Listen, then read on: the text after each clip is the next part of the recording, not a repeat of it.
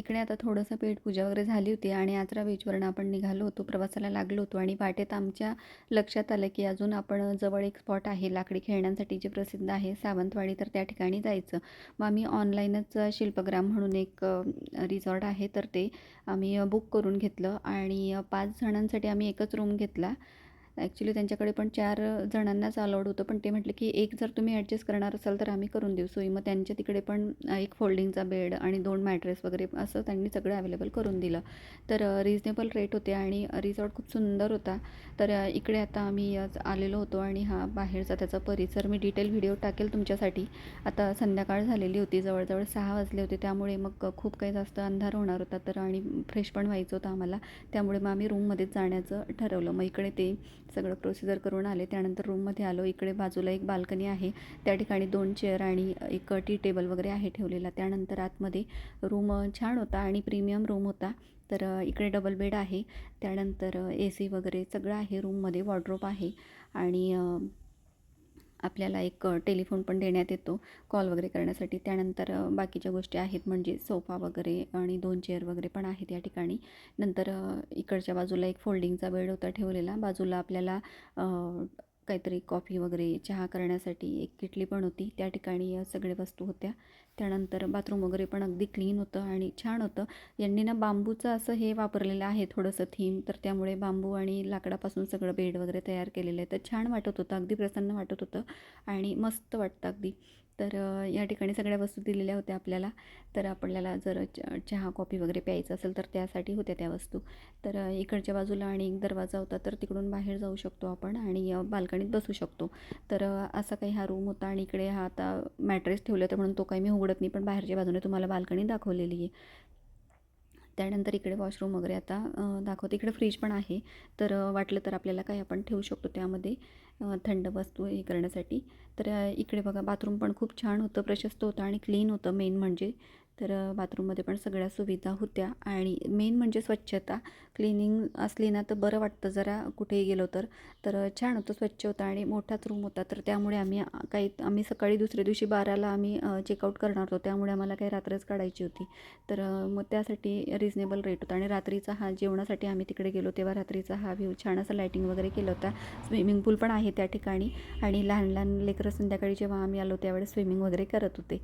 तर आता म्हटलं चला जेवण वगैरे करून घ्या. तर साधीच आम्ही घेतली दाल खिचडी वगैरे, कारण दुपारी आम्ही उशिरा जेवणं केले होते, त्यामुळे मग संध्याकाळी दाल खिचडी वगैरे घेतली आणि जेवणं केली आणि त्यानंतर मग रूममध्ये आलो.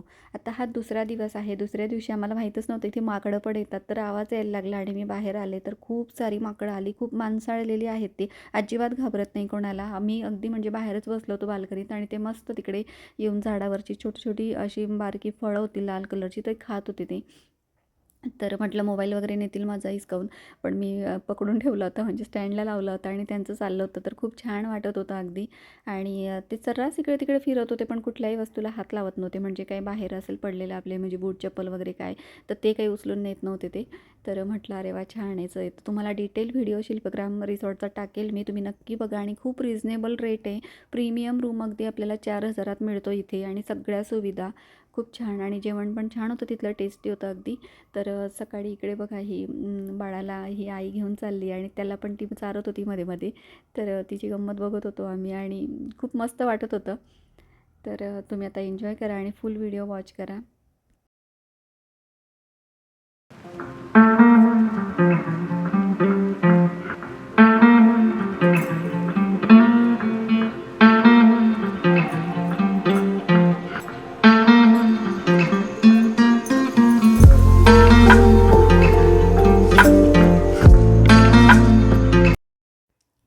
आता इकडे रूममध्ये आमचं आवरावर चाललेली होती आणि आम्ही लागले चेकआउट करणार होतो, म्हणून बॅगा वगैरे पण सगळ्या पॅक करून घ्यायच्या होत्या आम्हाला.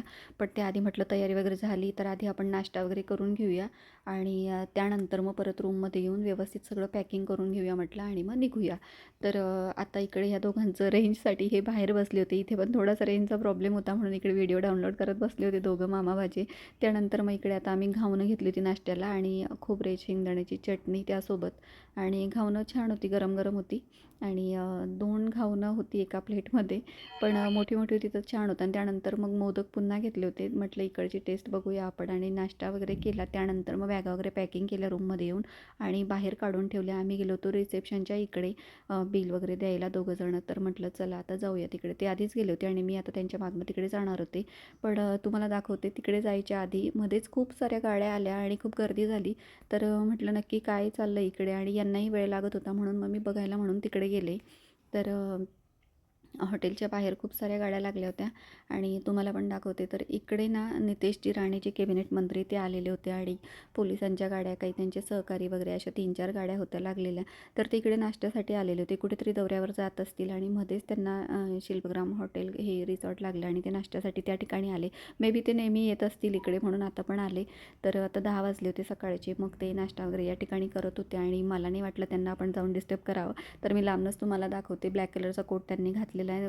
तुम्हाला थोडंसं पुसट दिसत असेल पण बघा आता तुम्ही, मी फोटो दाखवेल. त्यानंतर मग नाश्ता वगैरे झाला आणि दोघंजण गेले हे बाप लेकं दोघं आणि त्यांच्यासोबत जाऊन फोटो काढून आले. तर या ठिकाणी तुम्हाला दाखवते राजने फोटो काढला आहे त्यांच्यासोबत. तर म्हटलं चला आपल्याला एक मिळाले एक नेताजी त्यांच्यासोबत फोटो मिळाला असं राजचं म्हणणं होतं. तर त्यानंतर आम्ही गेलो सावंतवाडीच्या लाकडी खेळणे आपले प्रसिद्ध आहेत त्या बाजारात गेलो आणि आता ना म्हणजे पूर्वीसारखं नाही आहे. आता खूप मोजकी दुकानं त्या ठिकाणी राहिलेली आहेत पण व्हरायटी खूप आहे. वेगवेगळी खेळणी लाकडापासून बनलेली अगदी छोट्यातले छोटे खेळणे आणि मोठ्यातले मोठे खेळणे तुम्हाला त्या ठिकाणी मिळतील. आणि कसं ना टिकाऊ पण असतात ही खेळणी आणि बाकीच्या इतर घरात लागणाऱ्या आपल्या वस्तू पण लाकडाच्या खूप छान होत्या त्या ठिकाणी. मग सगळं आम्ही बघून घेतलं आधी 2-3 दुकानं फिरलो पण सेमच वस्तू होत्या, सेम रेट होते, काहीच फरक नाही.